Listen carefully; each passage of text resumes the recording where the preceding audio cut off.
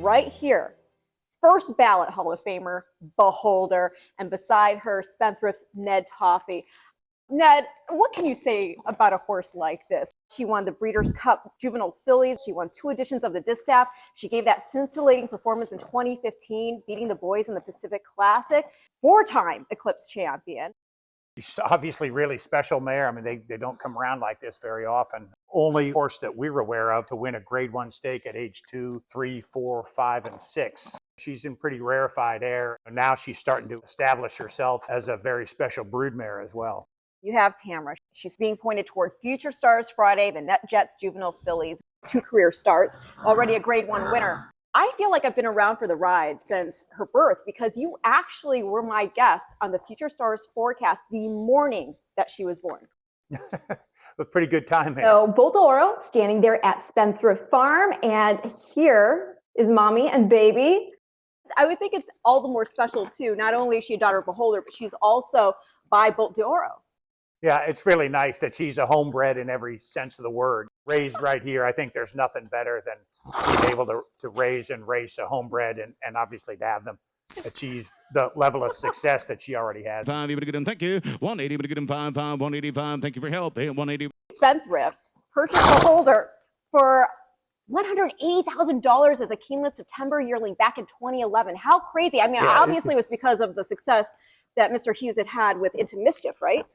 That was certainly a part of it, but I think she as an individual stands on her own merit. She's a beautiful, beautiful horse. Frankly, she was by a stallion in Henny Hughes that was sort of on his way out of Kentucky, so he was really not having a lot of success. But the fact that she's a half-sister to Into Mischief, who he did have great success with as a racehorse, he hadn't gotten established yet as a sire by that time. But a Grade 1 winner at 2. But he was a Grade 1 winner at 2, so we knew he was a very talented horse. And of course, Leslie's Lady, their mother, also produced Mendelssohn. I mean, she's a modern-day blue hen mare. And now with Tamara representing Beholder, let's take it back to the inspiration behind that filly's name. Tamara is named after Tammy Gustafson, who is Mr. Hughes's daughter and Eric Gustafson's wife. And Tammy's obviously a very important part of things around here. And so a very, very nice tribute to her to have a really, what's turned out to be a really special filly named after her.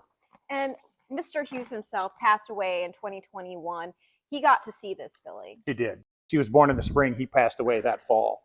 And she has the same connections, not only with you, but also with Richard Mandela.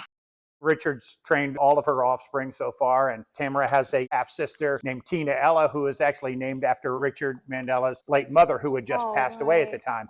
And she, of course, is a Grade 3 winner. Grade 3 winner, Grade 1 winner. She's getting it done. I feel like she's telling her brother Into Mischief, yeah, you've had all the success in the shed. Look out, your little sister's coming on too. And Tamara and Mike Smith win going away.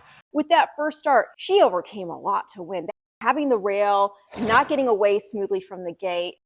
She really demonstrated that talent, but I think what she demonstrated even more of was how good she is mentally. She was tucked down on the rail, taking dirt, kind of caught in a pocket, and she just cruised right along there and was totally unfazed. And when it came time to sort of push the button and go, she just took off, and it was a very impressive run. Then in the Del Mar debutante, getting that Grade 1 win. The amazing thing about that race was how similar it was to Beholder's Pacific Classic. It's really eerie. They broke from post 9. And Beholder trying to become the first female ever to win the Pacific Classic. And they both sat the same stalking trip, and then about the 3/8 pole, they both just exploded. You brought up the Pacific Classic. That's one of those races you remember where you were when you watched it. Absolutely.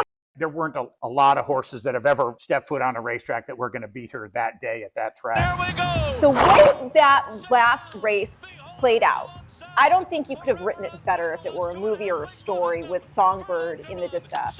The race against Songbird was a tremendous, tremendous race. Doesn't take a backseat to many races either. We have all been so thankful to be along for this incredible ride that Beholder's taken us on. And now that story continues with Tamara. Looking forward to seeing her shine bright on Future Stars Friday.